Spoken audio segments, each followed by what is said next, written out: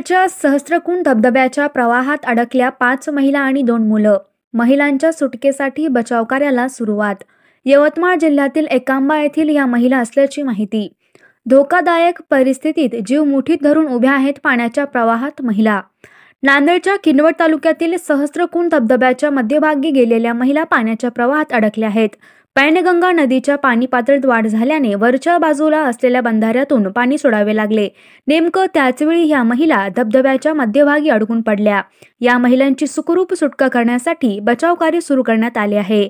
या घटनेनंतर सहस्त्रकुंड धबधब्याच्या दिशेने बचाव कार्य करणाऱ्या टीमला पाठवण्यात आले आहे. पाण्याच्या प्रवाहात अडकलेल्या 5ही महिला यवतमाळ जिल्ह्यातील एकांबा गावातील रहिवासी असल्याची माहिती आहे. मी आयशा रुस्तुमसह दिनेश शेरेकर, सत्यप्रभा न्यूज नेटवर्क, नांदेड.